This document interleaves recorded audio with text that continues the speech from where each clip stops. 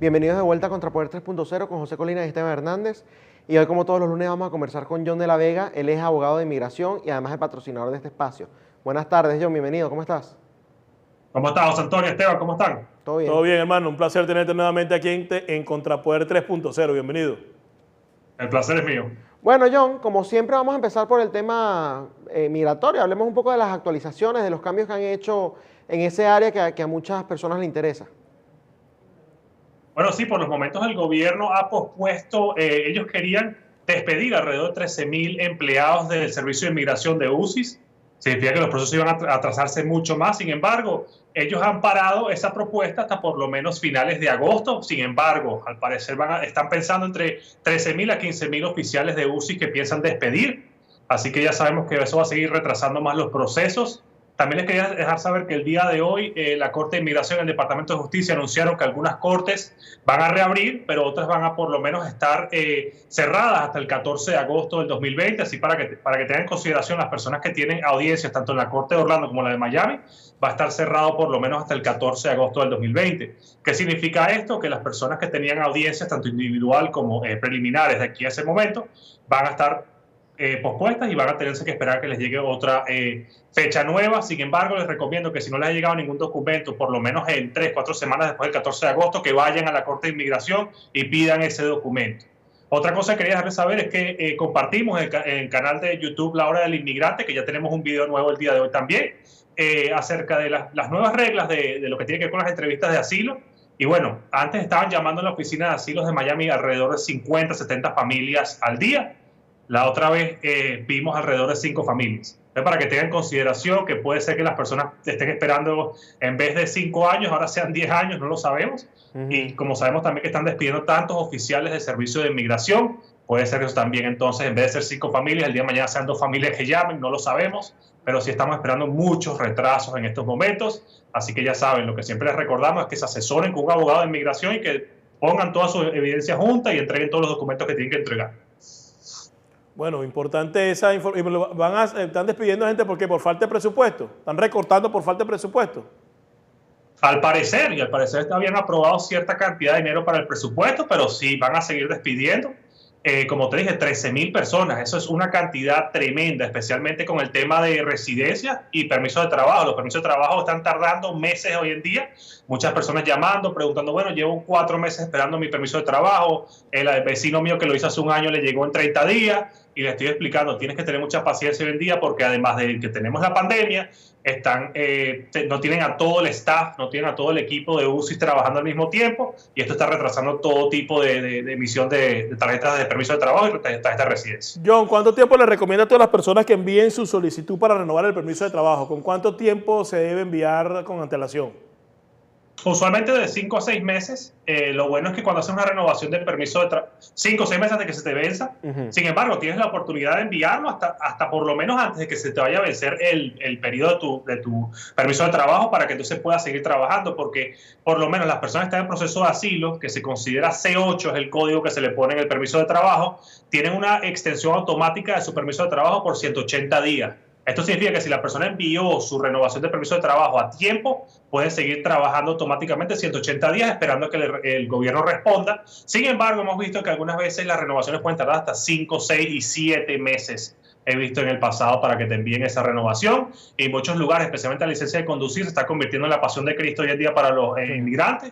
Y está demasiado complicado hoy en día. Siempre les recomiendo, claro, que se tengan todos los documentos que puedan, porque cada vez, por lo menos el estado de la Florida se sigue poniendo más duro en eso. Sí. No sé la razón, pero bueno, sí sé la razón, pero ciertamente no sé, no es práctico si una persona está aquí en proceso de asilo, proceso de corte, está en ciertos procesos migratorios, ¿por qué hacer eso? Pero bueno, es tema para otro día. Pero para que sepan que si van a ir a la oficina de DMV, de la licencia de conducir, tienen que llevar todos sus documentos. Y bueno, yo intentaría en diferentes locaciones para ver si alguien los ayuda. Bueno, si sabes la razón y tiene que ver con el gobernador del estado, no se te haya ocurrido decirlo porque se molesta Esteban, que es su fanático número 1, fanático del gobernador. No, ciertamente, Colina, en el tema de la licencia de conducción me parece que el estado y el gobernador y toda el Congreso aquí estatal se ha equivocado en todo lo que tiene que ver con eso, y por eso vamos a seguir presionando a nuestros senadores y representantes. Les queremos recordar a las personas que además de tener senadores y representantes federales, tenemos en el Estado, y tenemos que presionarlos. Y si no llegan a hacer lo que nosotros les pedimos, que es tener unas medidas razonables para los inmigrantes, licencia de conducir, habrá que correr entonces en contra de ellos en elecciones, será. Y fíjate algo, John, quiero agregar un poco con el tema que estabas hablando del permiso de trabajo, ¿no? De que tienes 180 días automáticos si estás en el caso de asilo. A pesar de eso, y esto ya es una cuestión de recomendación personal, hay empresas que no se sienten muy cómodas con eso, así que lo mejor es que hagan, como dijo John, con 5 o 6 meses de antelación, que lo hagan para que ni siquiera tengan que utilizar esa extensión. Repito, hay empresas que no saben del tema, no conocen. Yo lo he visto, Esteban. Yo lo he visto bastante, muchas empresas que aunque tú le expliques esto, y me he tomado hasta el tiempo mío de mi trabajo a hablar con la empresa, y ellos siempre son muy escépticos con el tema. Bueno, pero es que no está el permiso, porque para ellos es muy blanco y negro, porque entiendo, no son abogados y tampoco está en el proceso de asilo, la mayoría. Entonces yo entiendo, el contador tampoco sabe mucho de eso, el contador de las compañías, pero ciertamente hazlo por lo menos 6 meses antes para que entonces no tengas ese problema con el empleador y no tengas que esperar entonces para poder regresar a tu trabajo. Es una recomendación precisamente para evitarse malos ratos, sí. En la ley es automático esa renovación de 180 días, pero esa extensión, mejor dicho, pero no todo el mundo lo sabe y la gente acá prefiere jugárselo seguro, ¿no? Antes de meterse en problemas. John, en el primer segmento, para los que no sepan, que acá siempre lo decimos, John también es veterano de guerra, además de abogado de migración y de patrocinador de este espacio, ¿no? Él participó en la guerra de Irak, entonces él conoce mucho del ámbito militar. En el primer segmento, John, estábamos hablando, ¿no?, de los nexos que ya han venido saliendo videos, documentos, testimonios de todo tipo que demuestran o que reafirman lo que ya conocíamos, que son los nexos de la guerrilla colombiana con el régimen de Nicolás Maduro. Y la organización BEPEX, no sé si la has escuchado, le mandó una carta al presidente de Colombia, Iván Duque, pidiéndole, bueno, que evaluara la posibilidad de intervenir militarmente en Venezuela. ¿Tú piensas que existen ya las bases? No te estoy hablando de Estados Unidos. Fíjate que estoy dejando a Estados Unidos por fuera. Colombia específicamente. ¿Tú crees que Colombia tiene las bases legales y legítimas para poder llevar a cabo una acción como esta? No, ciertamente tenemos actividad terrorista, actividad narcotraficante, tenemos todo tipo de fraudes y crímenes ocurriendo hoy en día que vienen como promoción del régimen de Nicolás Maduro. Las justificaciones están allí y serían razonables. Por menos de esto han ocurrido otros tipos de intervenciones en otros países de carácter militar. Yo creo que sí están allí. El problema es que también Colombia tiene que medirlo, también Brasil tiene que medirlo, porque no estás lidiando nada más con el régimen de Maduro. Estás lidiando, como ya sabemos, con Irán, China, Cuba, que son lamentablemente el eje del mal. Lamentablemente son extremadamente efectivos con lo que hacen. Y yo creo que también tienes que medir esa parte, porque nadie va a dejar que ni China, ni Rusia, ni Irán van a dejar simplemente que Venezuela salga del régimen. No va a ocurrir. Ahora entonces, bien, yo hay que tener eso en consideración. Fíjate lo siguiente. ¿Tú crees, y te cambio la pregunta que te hizo Esteban, ¿tú crees que si Iván Duque, presidente de Colombia, comienza a plantearle a Donald Trump, a Jair Bolsonaro, la necesidad de una acción militar por todo lo que dijo Esteban al principio, que comentamos en el primer segmento, ¿tú crees que Donald Trump lo escucharía? ¿Tú crees que eso podría avanzar?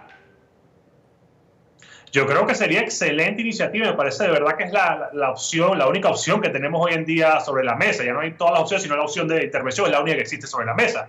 Y entonces yo creo que sería la mejor, y yo creo que el presidente Duque puede intentarlo. Sin embargo, como ya sabemos, la oposición, entre comillas, venezolana, hay cientos de lobistas que están en contra de cualquier tipo de intervención hoy en día en Venezuela, y por una carta que tú envíes, un comunicado que tú intentes, hay 100 lobistas hoy en día en Bogotá diciendo, no, tranquilo, no te preocupes. Pero tú crees, yo te repito, ¿tú crees que si Iván Duque habla con Donald Trump y se lo pide y le dice, mira, tenemos que evaluar esta acción porque ya aquí no hay otra forma de solucionar el problema, ¿tú crees que Donald Trump lo escucharía?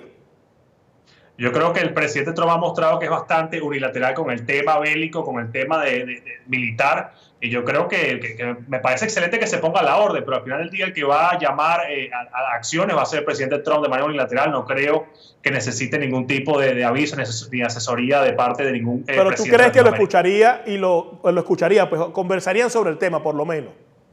No, ciertamente lo escucharía porque son aliados al final del día en la región, pero no va a ser algo que, bueno, el presidente Trump va a decir, bueno, sí, parece que esto es lo correcto y vamos a hacerlo. El presidente Trump ha mostrado que es unilateral en sus decisiones en carácter militar y no creo que vaya a afectar en nada lo que tiene pensado, que va a ser después de las elecciones, para que tenga el su viernes consideración y podemos estuvimos apostar. hablando con un analista político y militar colombiano y él dice, mira, eso de Rusia, sí, bueno, Rusia está metida en Venezuela, pero esos tipos están quebrados, no tienen plata, Putin tiene demasiados problemas dentro de Rusia, China está demasiado lejos.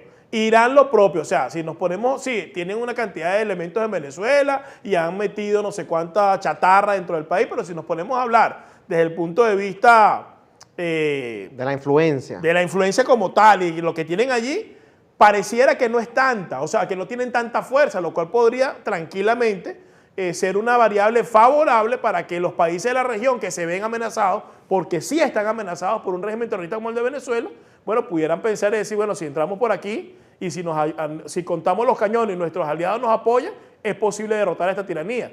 Porque hay influencia de los rusos, los iraníes, los cubanos y los chinos, pero no hay esa fortaleza como tal. Entonces, por eso era que te hacía la pregunta. Ahora bien, entonces, el comentario entonces fue, y la conclusión que tuvo el invitado fue que Rusia no tiene ese poder ahorita porque está quebrado. Es correcto. Dice que China tampoco tiene ese poder. Eso es lo que está diciendo él. Sí. Que, en Venezuela por lo menos. En Venezuela, por la distancia, por una cantidad de cosas, ¿no? Y militarmente, militarmente, si nos ponemos a ver el poderío militar de China comparado con el poderío militar de los Estados Unidos, sí, ni cerca. Creo que no está cerca. Sí, pero Estados Unidos no va a ir a hacer una intervención en Venezuela como si fuera protegiendo al territorio estadounidense. Usualmente ellos no van a utilizar los 2 millones de soldados que tienen. Y ciertamente yo creo que Irán, China y Rusia tienen una cantidad y unas bases y tienen una cantidad de influencia en Venezuela que pueden proteger a Venezuela con cualquier tipo de intervención que venga por lo menos de Colombia o de Brasil. Ahora, si hablas ya de una operación como la que se hicieron en su época en Irak o en Afganistán, es diferente. Entonces estamos hablando simplemente o sea, yo por lo menos no pensaría de esa manera. Yo pienso que sí, China y Rusia tienen la fuerza, como son unas potencias al final de militar. Y no creo, y Venezuela es un lugar tan estratégico, una posición tan estratégica para ellos que ellos no lo van a dejar. Bueno, y sí, la única manera que Maduro se mantiene el analista decía que en el caso de China tiene 2 portaaviones, a lo sumo. Rusia tiene 1. Que está vuelto nada. Exacto. Entonces, si te pones a ver, sí, puede ser que tengan tropas en Venezuela, no sé qué cantidad, pero si hay una coalición, Brasil, Colombia, Estados Unidos, no creo que estos tipos, con la distancia que tienen, ni con la chatarra que tienen, ni la precaria situación económica que tienen algunos, tengan capacidad como para poder maniobrar allí. Yo creo que él está en lo correcto, es lo que yo pienso. Hay una diferencia entre aguantar un régimen como el de Maduro y otra cosa, o sea, estamos hablando de quién va a ganar al final del día la guerra. Correcto. No estamos hablando de qué daño pueden hacer, ellos pueden hacer un daño tremendo. Ellos no se van a quedar ahí simplemente. Ellos pueden, desde la guerra simétrica hasta la cantidad de armamento que puedan tener allí, van a causar daño. Y esa es la pregunta. Que si Estados Unidos ganaría una guerra contra ellos en Venezuela, sí lo haría. El problema es cuánto daño sufriría Estados Unidos y cuánto riesgo quiere tomar Estados Unidos hoy en día por un país como Venezuela. Esa es la pregunta.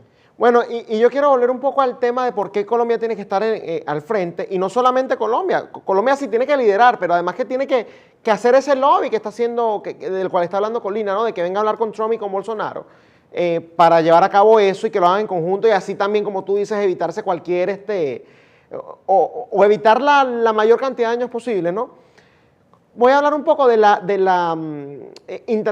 injerencia, ¿no?, que ha hecho Venezuela en los demás países. Te puedo hablar, por ejemplo, acá en Estados Unidos de Black Lives Matter o de Antifa, que ya se ha demostrado que tiene nexos con el régimen de Nicolás Maduro.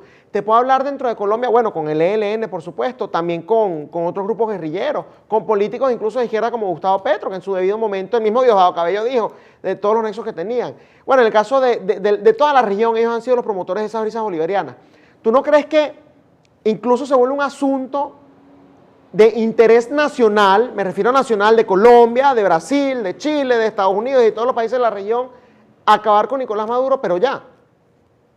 Ciertamente, eso es lo que yo pienso 100%, y créeme, yo creo que el presidente Trump está en la misma página porque ha tenido al dictador, a Maduro, en la mira desde el principio. El problema es el siguiente: tenemos una contienda electoral bastante reñida este año. El presidente Trump, como ya saben, está en contra de todo tipo de mareas en este país, y yo creo que tiene que esperar porque la base sólida de él es la base que no quiere intervenciones en otros países. y eso es lo que él está ahorita cuidando, yo creo, pero una vez que gane la reelección, yo creo que sí, en ese momento vamos a ver a un presidente Trump mucho más unilateral y con mucho más discreción al nivel de poder comenzar algún tipo de intervención. Bueno, después de las elecciones no lo pienso ahora. Que así sea, John, ojalá se cumpla ese pronóstico y que incluso que sea antes, ¿no? Lo más temprano posible mejor para nosotros. Muchas gracias por habernos acompañado hoy, John. De verdad siempre un placer conversar contigo acá en Contrapoder 3.0. Bueno, gracias, John. Era el abogado John de la Vega, abogado de inmigración, veterano de guerra y patrocinador de este espacio. Le invitamos a todos los que nos ven en este canal a que lo sigan también en La Hora del Inmigrante, en el canal de YouTube de John de la Vega, para que vean la información que él allí cuelga en esos espacios. Esto ha sido todo en Contrapoder 3.0, el programa de la derecha en Factores de Poder, que definitivamente es el canal de la información. Duele a quien le duele. Hasta mañana. Este programa fue presentado por John de la Vega, abogado de inmigración.